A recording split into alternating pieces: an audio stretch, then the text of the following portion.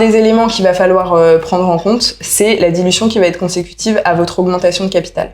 On peut faire une levée de fonds en échange de titres en capital ou en échange de titres de créances, ce qui fait que ça n'entraîne pas forcément une dilution.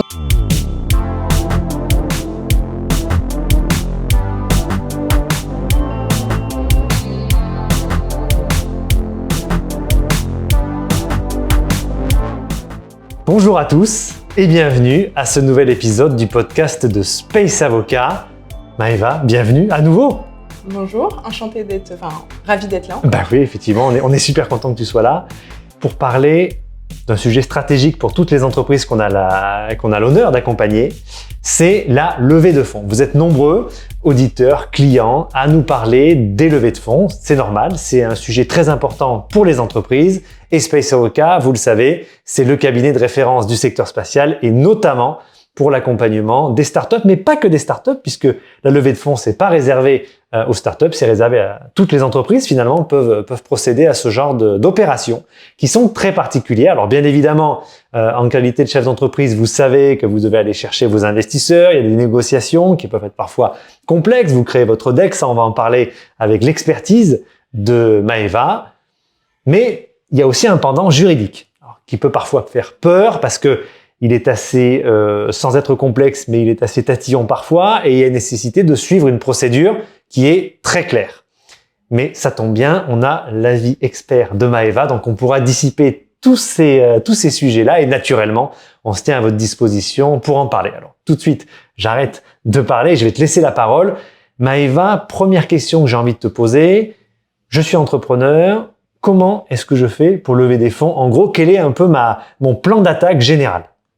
Donc, la levée de fonds, c'est un élément. Alors, certaines entreprises ne vont pas avoir recours à la levée de fonds parce qu'elles font un chiffre d'affaires qui leur permet de générer suffisamment de trésorerie pour continuer leur développement. Mais la majorité des startups, surtout dans le secteur du space, au début, ont besoin de lever des fonds pour démarrer leur activité.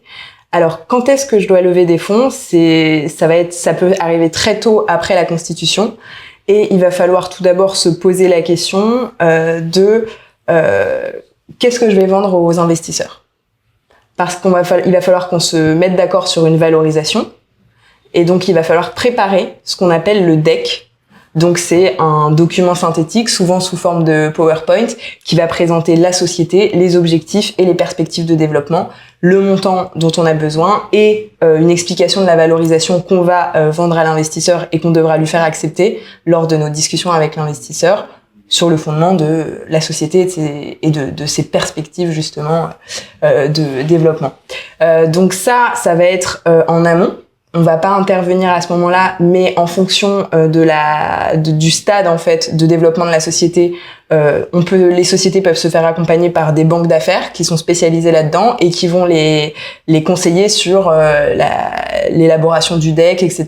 Ça, c'est dans un stade assez avancé. C'est lorsqu'on a déjà passé les étapes de la love money, donc je vais parler après, et l'entrée des business angels. C'est en général quand des fonds vont rentrer, qu'on a des levées à un montant assez important, qu'on va se faire accompagner par des banques d'affaires qui vont être les meilleurs alliés à ce stade-là pour pouvoir à la fois approcher les meilleurs investisseurs en fonction du projet et donner tous les éléments qui vont permettre d'élaborer le meilleur deck possible.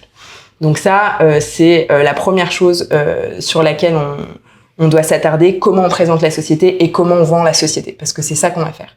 Par ailleurs, il va falloir s'interroger sur la dilution qui va être consécutive à cette levée de fonds. Parce qu'en général, les fondateurs, au tout début, sont un ou deux. Ils détiennent l'intégralité du capital. Un des éléments qu'il va falloir prendre en compte, c'est la dilution qui va être consécutive à votre augmentation de capital, à votre levée de fonds. Parce qu'en fait, qui dit entrée d'un tiers, dit de lui céder une partie de votre capital. Normalement, à la Constitution, il y a un ou deux fondateurs ou plus qui détiennent l'intégralité du capital. Ils vont devoir en céder une partie en fonction du type de levée de fonds, parce qu'on va le voir, on peut faire une levée de fonds en échange de titres en capital ou en échange de titres de créances, ce qui fait que ça n'entraîne pas forcément une dilution, mais c'est un élément vraiment fondamental. En général, lors des premières levées de fonds, il faut s'attendre à ce que les fondateurs soient dilués à hauteur de 20%. D'accord, donc si je comprends bien pour cette étape initiale, il y a d'abord un peu un travail, j'ai presque envie d'avocat en fait. On détermine sa valorisation, puis on va défendre sa thèse devant les investisseurs qui sont après libres ou non d'accepter ou pas plutôt. Et une fois qu'on a fait ce travail de création du deck et de collecte entre guillemets des consentements des investisseurs, il y a ce paramètre donc que tu as dit de dilution, et il faut retenir ce chiffre de 20% pour ce premier tour. Alors c'est variable, c'est vraiment ce qu'on voit en général dans le marché, c'est que lors de la première vraie levée de fonds, donc ça veut dire la levée Love Money et Business Angel, en général la dilution elle est à hauteur de 20%. Comment est-ce qu'on fait en premier tour, ce que tu appelles Love Money, comment est-ce que ça se passe? Est-ce que c'est quelque chose de compliqué juridiquement? Ça prend du temps? On va intervenir sur le plan juridique, mais je dirais que c'est la petite levée de fonds où vous allez chercher des fonds du côté de vos proches, de votre famille qui croient en votre projet. Donc bien sûr, le processus de préparation pour vendre la levée aux investisseurs, il va être beaucoup plus court parce que c'est des personnes qui veulent vous soutenir parce qu'elles vous connaissent sur le plan personnel ou parce qu'elles croient en votre projet. Et en fait, ça va souvent être une discussion orale où on explique le projet, on a besoin de temps et souvent c'est des montants réduits. Et en fait, c'est un petit coup de pouce de la famille qui va participer et mettre un peu de fonds personnels pour lancer le projet des proches ou des amis d'amis dans lequel ils croient. En général, c'est la première étape. C'est une petite levée de fonds. Nous, on va intervenir quand même parce qu'il y aura toute la documentation juridique pour formaliser l'apport du coup de ces proches-là dans la Love Money. Et je me permets de rebondir sur ce que tu as dit. Il y a quand même des bonnes habitudes et un bon format à avoir dès le départ. On parle souvent de pacte d'associés, mais il y a aussi tout un formalisme, même si c'est une petite levée, ça reste quand même une vraie levée. Oui, ça, on en avait déjà parlé la dernière fois. Dès la constitution, de toute façon, je conseille d'être accompagné car les statuts, le socle de la société dès le début, il faut qu'il soit rédigé d'une manière à ce qu'on n'ait pas à les rechanger après, même si au fil des levées, les investisseurs vont forcément ou souvent demander des modifications, il faut quand même qu'on ait un socle assez solide. Que ce soit de la Love Money ou des fonds, il y a des documents qui sont nécessaires. Donc là, on va pas transmettre en général au stade de la Love Money des documents sur la société. Donc on n'aura pas ces histoires de NDA qui permettent d'avoir un accord de confidentialité sur les éléments qui seront transmis par la société au potentiel investisseur. Ça, ce sera dans les autres types de levées après la Love Money, mais on va avoir quand même la formalisation sur le plan juridique de l'augmentation de capital, sur laquelle on va accompagner les personnes, qui sera la rédaction des décisions qui décident d'augmenter le capital à l'issue de la levée de fonds et les bulletins de souscription dans laquelle le souscripteur, donc le proche dans le cadre d'une Love Money, accepte de mettre tant en échange de tant d'actions. Oui, parce que ça, c'est aussi un point qu'on entend souvent. C'est parfois, notamment quand on n'est pas juriste, ça peut paraître compliqué de se figurer ça, surtout quand on est dans des petites entreprises, que même si on est président, on n'a pas tous les pouvoirs et on peut pas décider unilatéralement la levée de fonds. Il faut recueillir un consentement de la part de ses associés. Oui, c'est ça. Si on n'est pas un associé unique en général et le président, dans ces cas-là, il faut tout de même une décision. Il faut que ce soit formalisé parce qu'ensuite on doit enregistrer d'un point de vue au niveau de la publicité légale et au niveau du greffe le fait que le capital social a été augmenté. Quand l'associé unique est président, c'est une simple décision. Lorsqu'il y a des associés, bien entendu, il faut que les associés soient d'accord parce que ce qu'il faut savoir, c'est que il existe un droit préférentiel de souscription des associés selon lequel lorsque levée de fonds il y a, augmentation de capital il y a, ils ont un droit de priorité. Ce qui est un peu c'est peu logique, ils ont cru à la boîte pour justement remettre au pot et augmenter le nombre d'actions dont ils sont titulaires. Donc il va falloir obtenir leur accord sur l'entrée de nouveaux investisseurs qui vont devenir associés à l'issue de la levée de fonds et qui renoncent à leur droit préférentiel de souscription. Et ça suppose des documents juridiques, voilà, parce que c'est quand même très formalisé. Et en fait, c'est pas juste signer un bout de papier et faire un virement. Il y a des éléments juridiques qui sont nécessaires et impératifs pour que la levée de fonds soit faite en bonne et due forme dès le stade de la Love Money. Parlant justement tu évoquais la notion de virement, c'est quand même vachement important quand on veut lever des fonds. L'objectif, c'est quand même d'avoir le virement sur le compte de l'entreprise. Une levée de fonds, quelle forme ça prend? Est-ce qu'on lève des fonds juste avec une ouverture du capital ou est-ce qu'il y a d'autres possibilités? Souvent, on entend BSA. Parfois, alors c'est un petit peu différent, mais on entend aussi BSPCE. Comment est-ce qu'on différencie tous ces moyens? Est-ce qu'il existe d'autres moyens? Parfois, on entend action gratuite. Comment est-ce qu'on gère tous ces moyens? Alors, là, dans ce que tu as dit, il y a certains éléments qui permettent de lever des fonds, d'autres d'intéresser justement les salariés avec les BSPCE. En fait, c'est des acronymes un peu qu'on utilise comme ça sans vraiment savoir ce que c'est. Pour lever des fonds, il y a différents outils. Alors, en général, quand on entend lever de fonds, la première chose, c'est ouverture du capital, donc une augmentation de capital en échange de l'investissement de l'investisseur. On va émettre de nouvelles actions et l'investisseur aura ses actions en échange de son argent. D'accord. Ça, c'est l'augmentation de capital classique qui entraîne la dilution immédiate dès lors que l'investisseur a versé le montant de sa souscription et a signé tous les documents en bulletin de souscription et que l'augmentation de capital a été décidée, comme on le disait juste avant. Ça, c'est la levée classique.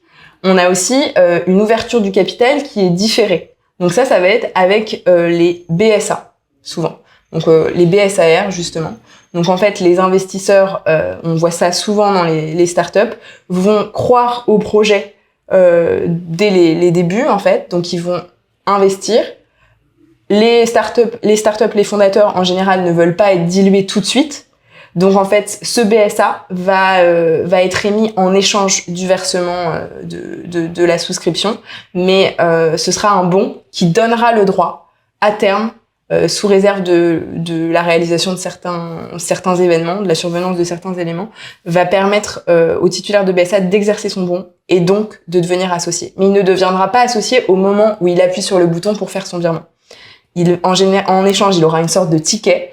Et ce qui, pour récompenser le fait qu'il ait cru au projet directement et qu'il ne soit pas pour autant associé tout de suite, on va lui offrir une décote lors de la prochaine augmentation de capital, qui sera une augmentation de capital par émission directe d'actions. Donc c'est un ticket pour plus tard avoir une sorte de réduction sur la valorisation qui sera retenue lors de la prochaine augmentation de capital. Pour la société, ça permet d'avoir des fonds propres directement, sans avoir la dilution corrélative. Et pour l'investisseur qui a cru au projet, ça permet d'être récompensé lorsqu'il y aura une levée par augmentation de capital en ayant une décote par rapport à ceux qui rentreront lors de l'augmentation de capital. Donc ça, c'est une entrée au capital, mais différée. Voilà. Donc tu as deux grandes possibilités. Là, l'ouverture du capital. Ça, c'est l'ouverture du capital, BSA. Mais c'est immédiat ou différé. On a aussi une autre façon de lever des fonds qui est assez privilégiée en ce moment, et j'ai entendu que ça serait sûrement l'option privilégiée pour l'année à venir. Donc voilà, c'est l'émission d'obligations. Donc en fait, là, ça ne va pas être ça ne va pas forcément donner droit à l'investisseur à des titres en capital. Ce sont des titres de créance. Donc en fait, l'investisseur va prêter de l'argent à la société. En échange, il aura ce qu'on appelle des obligations, qui peuvent être des obligations simples. Le cas échéant, il n'y a aucune possibilité d'avoir du capital de la société à terme en échange de l'investissement, mais les obligations seront rémunérées selon un taux d'intérêt qui sera déterminé. Donc en fait, en échange de son investissement, comme une banque en fait, la personne aura le droit à des intérêts qui seront payés soit annuellement, soit à la fin, à la date d'expiration des obligations. Ou vous avez aussi des obligations qui sont dites composées et qui permettent en fait d'obtenir soit le remboursement de l'obligation, soit la conversion de l'obligation en un titre de capital, donc en une action. C'est ce qu'on appelle les obligations convertibles. En général, la conversion, elle est à la main de l'investisseur, donc l'investisseur va mettre de l'argent au début, en sachant qu'il va être souvent rémunéré. On peut prévoir sans rémunération, mais la pratique veut que, en général, les obligations soient rémunérées à un taux d'intérêt. Donc il aura le choix, à la fin, entre récupérer sa mise de départ avec les intérêts, ou décider de convertir en obligations, et donc avoir des obligations, avoir des actions, convertir les obligations en actions, et donc avoir des actions de la société. Ça lui permet en fait d'investir sans prendre énormément de risques, dans la mesure où si en fait la société se développe comme prévu et que la valorisation augmente, il va pouvoir convertir et donc avoir des titres en capital. et sinon, il pourra obtenir le remboursement de sa mise. Donc, méthode traditionnelle, ouverture du capital, dilution immédiate. Méthode alternative 1, c'est la dilution différée avec ces fameux BSA. Et puis, cette nouvelle méthode, entre guillemets, à la mode, qui est l'obligation. Oui. Comme je l'ai dit dans la petite question intro, à ne pas confondre avec tout ce qui est BSPCE, action gratuite. Alors les BSPCE, je vais rejoindre avec les BSA, parce qu'en fait on a les BSAR qui sont, comme je le disais, dans le cadre d'une levée de fonds, qui permettent de lever des fonds. Vous avez les BSA et les BSPCE, qui vont être en fait des éléments qui vont récompenser soit un salarié de l'entreprise, soit un prestataire ou un partenaire ou un membre du board. Donc en fait, c'est des bons qui vont vous permettre à terme d'avoir des actions à une valorisation qui sera prédéterminée. Donc les BSPCE, c'est exclusivement pour les salariés. Donc on le voit souvent lorsqu'on veut intéresser ses salariés, les plans d'intéressement, etc. Ça vise ça. En fait, on va émettre des bons gratuitement pour les salariés, en leur disant que sous certaines conditions, notamment la condition de présence durant un certain temps dans la société, parfois des conditions de performance à atteindre, ils auront le droit d'exercer leur BSPCE. Et donc, en échange d'avoir des actions, à une valorisation qui sera déjà déterminée lorsqu'on leur aura attribué les BSPCE. Donc, ils devront remettre de l'argent pour avoir in fine les actions sous-jacentes, mais ils auront déjà connaissance de la valorisation qui sera préférentielle par rapport à la valorisation dans le cadre d'une entrée au capital d'une levée classique. Donc BSPCE, c'est un peu comme le BSA, sauf qu'il n'y a pas à mettre cette prime de départ. Et les BSA, souvent, on les octroie à des prestataires ou à des membres du board. Donc le BSA, contrairement au BSPCE, il va pas être attribué gratuitement. Il va falloir que le titulaire de BSA verse de l'argent à la société, qui en général est 10% du prix d'une action en échange d'un BSA in fine, que va payer la personne in fine si elle exerce le BSA. Donc il y aura déjà un prix pour obtenir le BSA. Et ensuite, lorsque la personne décide d'exercer son BSA, donc d'avoir des actions en échange, elle devra remettre de l'argent qui correspondra au prix de souscription des actions, qui, comme je le disais, sera déjà prédéterminé. Donc si en fait la valorisation augmente entre la date d'attribution du BSA et la date d'exercice, c'est gagnant pour le titulaire parce qu'il bénéficiera d'une valorisation moindre et donc privilégiée. Ça, c'est pas de la levée de fonds, ça c'est de l'intéressement. Alors, ça veut dire de l'apport en fonds propres dans la société. Évidemment, la trésorerie augmente parce que en exerçant son BSPCE ou son BSA, on doit verser de l'argent en échange d'actions. Mais le BSPCE est plutôt qualifié dans c'est de l'intéressement et c'est souvent mis en place pour comme les actions gratuites d'ailleurs. Et il y a certaines conditions pour pouvoir émettre des BSPCE. Donc si certaines personnes veulent en émettre, je vous invite à vous rapprocher de Space Avocat pour savoir si vous êtes éligible, ce qui est à 90% des cas le cas lorsque vous êtes une start-up. Alors, si je reviens un petit peu en arrière, parce que là, donc, on a parlé des différentes voies pour lever des fonds, on a aussi, entre guillemets, débunké les autres aspects, BSPCE, que parfois il y a des petites confusions. Si on revient un peu en arrière, il y a toute cette phase de négociation. Alors bon, toi, tu es une experte dans ce domaine-là, tu as une grosse expérience là-dessus.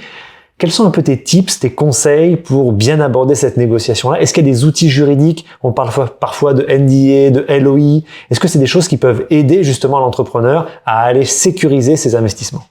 Alors moi, je conseille toujours aux clients, dès lors que les discussions commencent à être assez sérieuses avec les investisseurs, de figer dans des documents l'état de la discussion. Parce que beaucoup de choses peuvent changer entre la date où l'investisseur a dit « j'investis dans ta boîte » et la date où il faut signer la documentation et souscrire.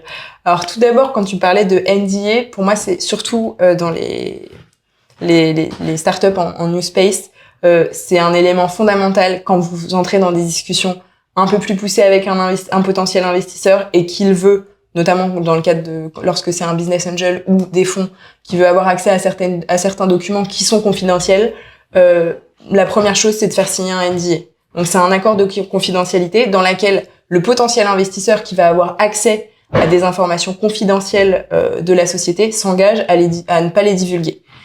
Ça c'est aussi un élément sur lequel Space Avocat intervient souvent dès les débuts en fait du process de levée.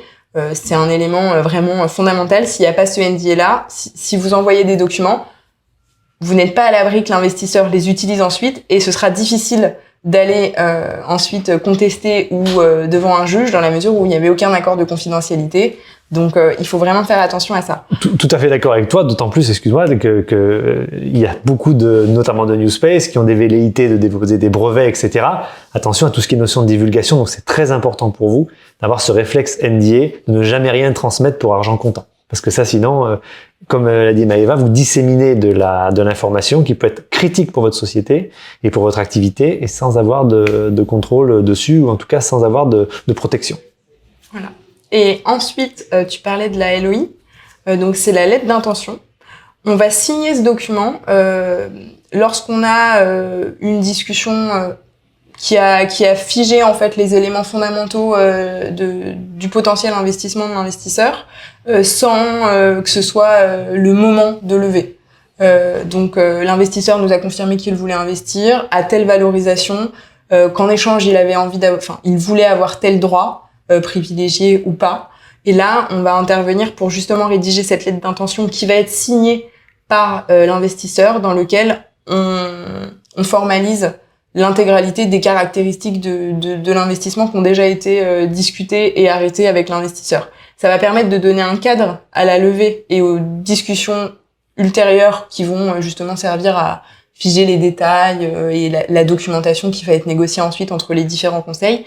Ça va donner un cadre et en fait, ces LOI sont en général contraignantes. On peut prévoir des LOI non contraignantes, mais moi, lorsque c'est possible et que l'investisseur en face est d'accord, je recommande de donner un caractère contraignant à la LOI, sachant que on pourra toujours d'un commun accord modifier un petit peu les données de la LOI si les deux parties sont d'accord.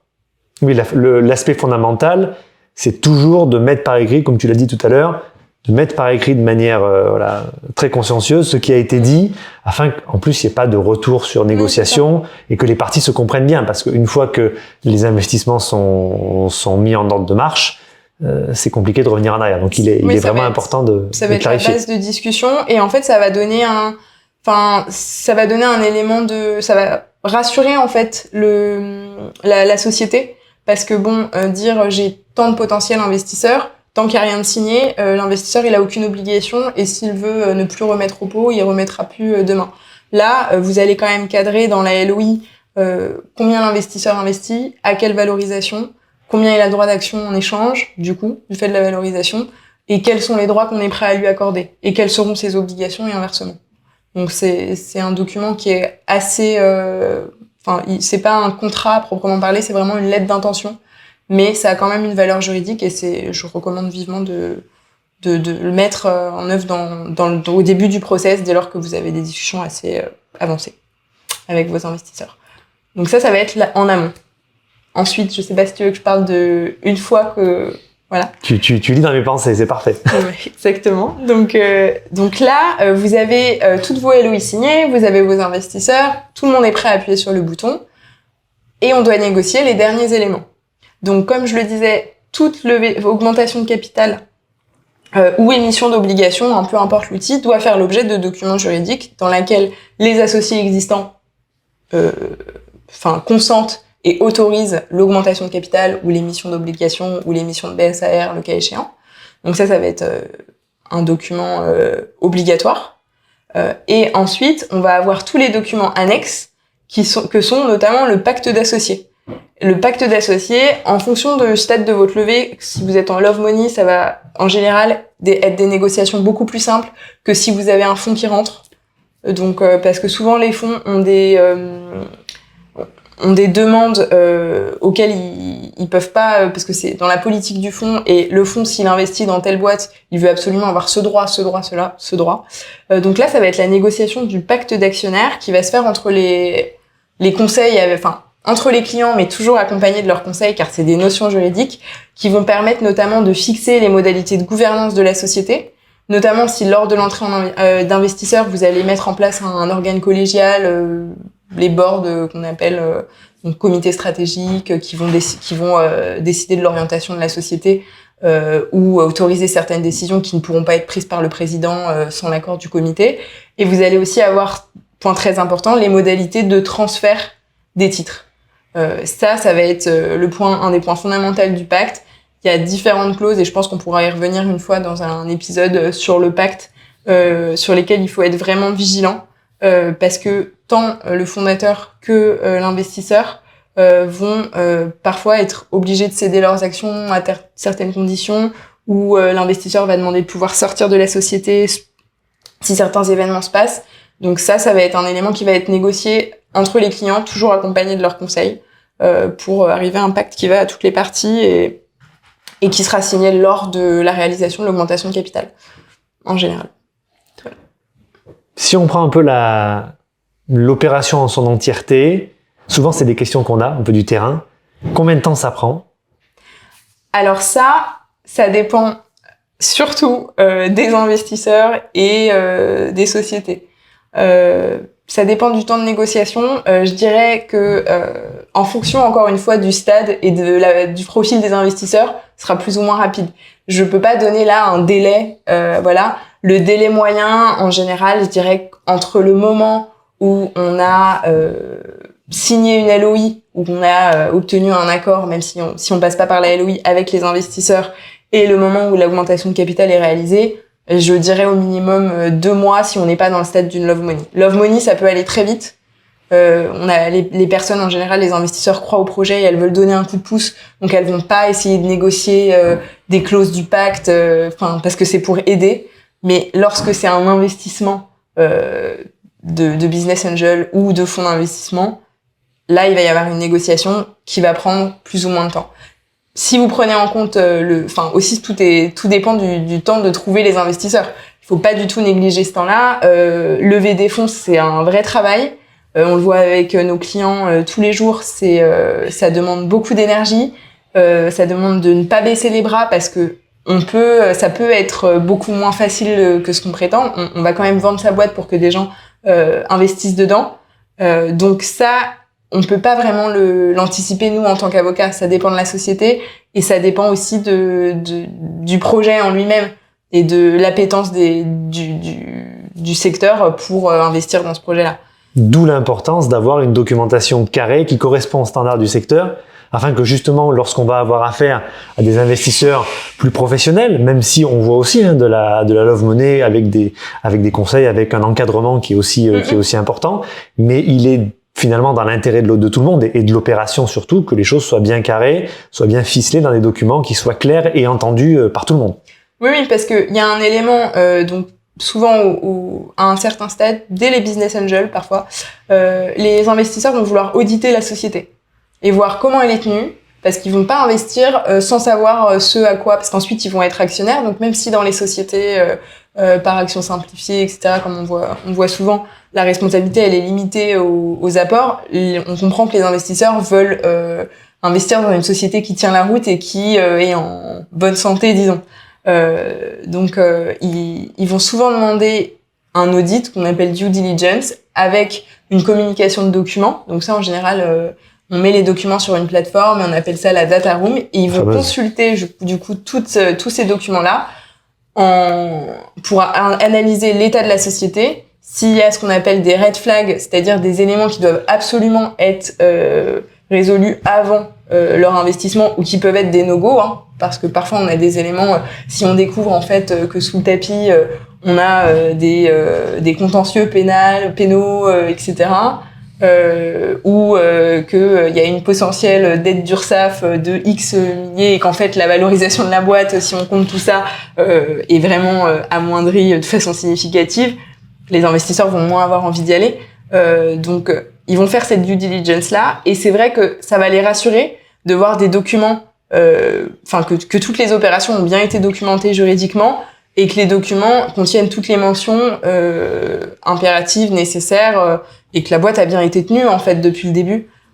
C'est un élément qui a de l'importance et d'où, comme tu disais, dès la constitution, il faut vraiment pas négliger, je pense, le plan juridique, parce que lorsque vous allez grossir, de toute façon, les investisseurs vont avoir accès aux documents depuis le début, et si il y a des mauvaises surprises du fait d'une non-tenue juridique de la société, ça risque, en fait, in fine, de vous porter préjudice. Donc, il faut penser, je pense, au global et dans les perspectives à terme. de levée, c'est ça. J'ai envie de dire, c'est presque une première levée.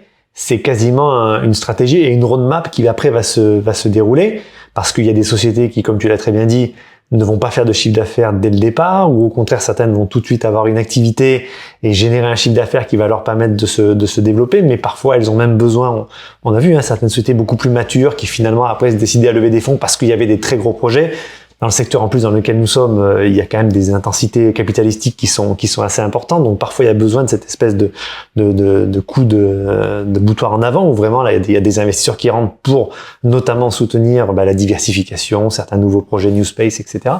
Mais effectivement ça nécessite d'avoir une documentation formatée dans un certain niveau d'exigence, afin que notamment les investisseurs institutionnels les plus importants puissent ne soulever aucun red flag. Question un petit peu polémique pour terminer cet entretien, parce que il faut en parler. Parfois, on a les fameuses plateformes, les fameux modèles. On peut se dire, c'est une levée de love money, donc on va faire ça dans notre coin. Pourquoi est-ce que finalement c'est une mauvaise idée? Alors certains vont nous accuser de vouloir vendre notre crèmerie. C'est un peu vrai, mais il y a aussi derrière un conseil qui est donné à tout un secteur. Et pourquoi est-ce que il convient de faire un peu cet investissement et un petit peu ce sacrifice aussi au début, de se dire que on va payer des avocats, on va payer des professionnels pour avoir une documentation haut niveau? Alors, tout d'abord, moi, les plateformes, il y a une chose qu'elles n'ont pas par rapport aux avocats et à Space Avocat, c'est l'accompagnement. On est derrière un ordinateur, c'est un document autogénéré. C'est des documents juridiques qui demandent souvent des explications. On est souvent appelé par nos clients qui veulent une clarification sur un point, etc. La plateforme, elle ne va pas vous répondre et vous allez juste avoir un document autogénéré avec les éléments que vous aurez remplis dans votre questionnaire et ça s'arrêtera là. Déjà, c'est le premier point. Par ailleurs, moi, je pense que même l'augmentation de capital Love Money, il faut qu'elle soit sur mesure, en fait, en fonction de la volonté du fondateur et typiquement, un pacte d'associés. On fait à chaque fois un peu du travail d'orfèvrerie, si je peux me permettre, où on va vraiment proposer au client quelque chose qui correspond à sa politique, à ce que l'investisseur veut. Et ça, je pense pas qu'une plateforme aussi intelligente que puisse être l'intelligence artificielle, je pense pas qu'elle puisse remplacer l'humain sur ce plan-là.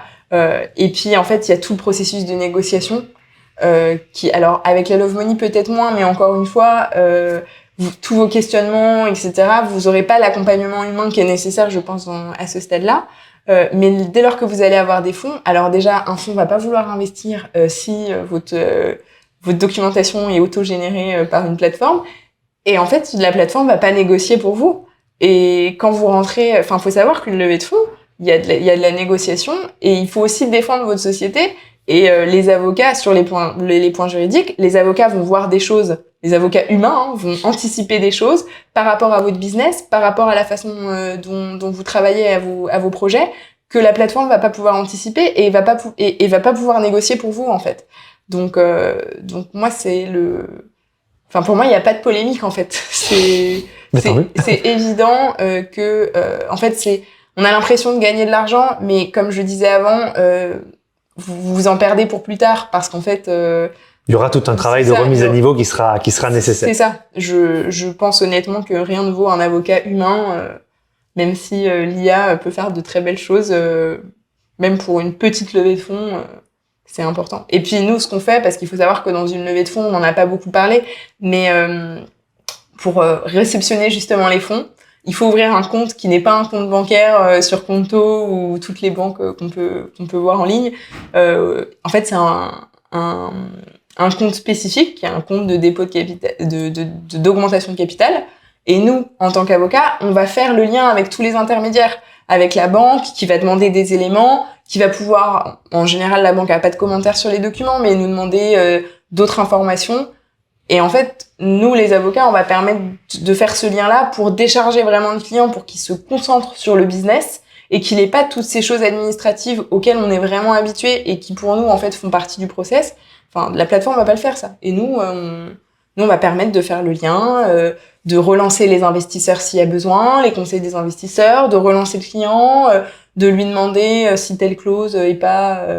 Non, en fait, l'idée, c'est de décharger au maximum le client de tous ces aspects juridiques qui sont essentiels, mais qui prennent du temps. On parle le mot à la mode, charge mentale. Là, pour le coup, c'est vraiment ça le juridique dans la levée de fonds. L'idée, c'est de vous accompagner pour que vous n'ayez qu'à penser à comment vendre votre projet et attirer des investisseurs. Exactement. Et à penser au post-levée, au projet ensuite. Donc oui, c'est comme ça que Space Avocat travaille, qu'on travaille tous les deux. C'est vraiment décharger le client sur les aspects dans lesquels, il connaît pas forcément le droit et c'est normal. Et aussi de vulgariser les termes juridiques parce que, moi j'en fais tous les jours des packs d'associés, donc ça me paraît évident. Mais je sais qu'une personne qui n'a jamais vu un pacte, ça peut être un peu un langage hermétique au début. Ça peut être un langage, incompréhensible. Et nous, on va être là justement pour vulgariser la chose et lui expliquer ce que concrètement ça signifie. Donc voilà, c'est mon avis sur les plateformes et sur...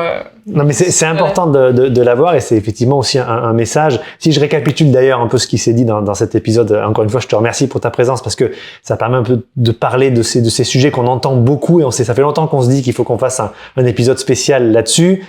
Premier sujet, la levée de fonds, c'est soit une augmentation de capital traditionnelle, soit les BSA, soit ces fameuses obligations, qui devient un peu le sujet à la mode. Ne pas confondre, attention, avec BSPCE ou actions gratuites, qui sont d'autres mécanismes qui sont plutôt tournés vers l'intéressement. La levée de fonds, c'est un process qui peut être assez chronophage et dont il faut avoir une certaine rigueur, un certain sérieux, notamment au niveau juridique, pour à la fois sécuriser sa levée de fonds actuelle, mais aussi préparer l'avenir. Tu parlais soit des prochains tours de financement, soit effectivement les projets qui doivent être financés par ces mêmes fonds. Et puis, petit clin d'œil à la fin, mais très important, faites-vous aider, faites-vous accompagner. Alors, par un avocat, si c'est Space Avocat, c'est encore mieux. Mais en tout cas, soyez accompagnés par des professionnels humains qui se feront un plaisir d'être à vos côtés pour la réussite de vos projets. Maëva, encore une fois, merci beaucoup pour tes super explications. Si vous avez une question, un doute, quoi que ce soit, n'hésitez pas à nous contacter.